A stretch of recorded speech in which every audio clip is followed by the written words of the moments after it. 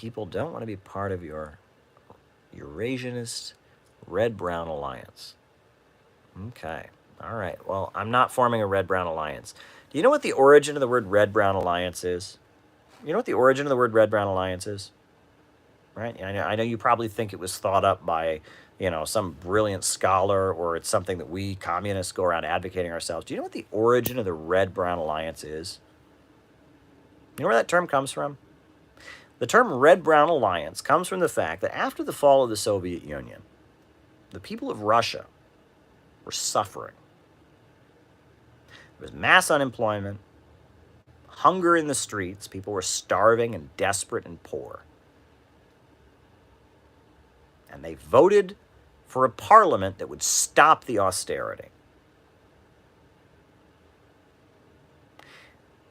And that parliament was elected, and it had communists in it, and it had Russian nationalists in it. And yes, some of the people in that parliament said anti-Semitic things. That's not good. I'm not for anti-Semitism. People in that parliament were trying to stop austerity, stopping the shock therapy economic measures that Yeltsin was imposing on Russia. And Yeltsin sent the military to dissolve the parliament and killed people. And his excuse for crushing the elected government of Russia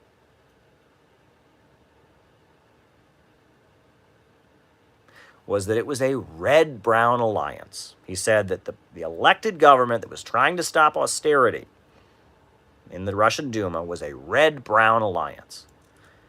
And he used that to send the military to shell the parliament, and 187 people died so that austerity could continue. So that term that this idiot just used to attack me, right? Red-brown alliance, that is austerity propaganda.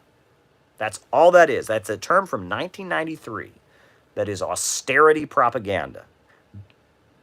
Right? That it's okay, we've got to continue starving people, starving elderly people.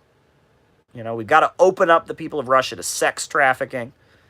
We got to, let heroin flood into Russia. All of that's got to happen because the communists and Russian nationalists who they voted for to try and save themselves from austerity and neoliberalism, from shock therapy economics, because the people that oppose it are a red-brown alliance. The red-brown alliance, that term is a neoliberal propaganda term that was used to justify economic genocide.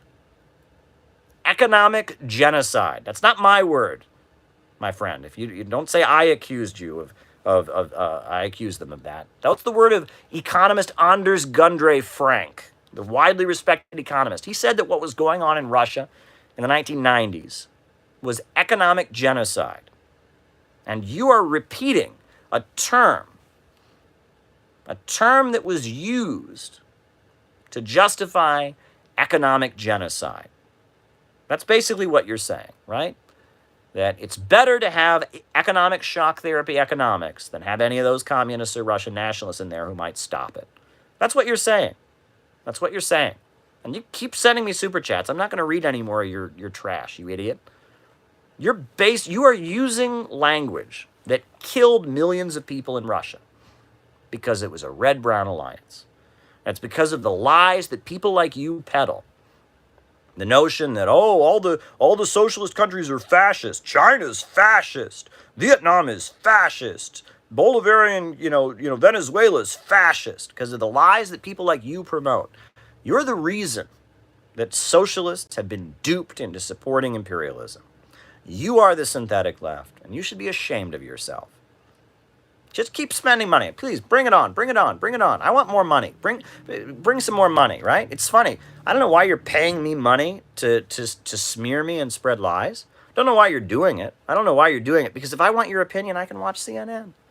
I could turn on CNN to hear your hate and your lies. If you are so stupid, I'm on here talking about LGBT rights and the rights of immigrants. I'm on here talking about the rights of people of color. I'm on here talking about the civil rights movement. If you're so stupid that you think what goes on here has anything to do with white nationalism or white supremacism, if you're that stupid, keep the money coming in. Keep the money coming in. Bring it on. Bring it on. Bring it on. Bring it on. I'm sure whoever helps you engage in your research, your research of watching me, I'm sure that they've got a big budget. So just bring it on. Bring it on. Bring it on. Bring it on. Bring it on. I love it. I really love it. I mean, it's one thing. It's one thing. Let me say this. I'm going to say this. It's one thing when, like, bread tubers that are either intentionally lying, or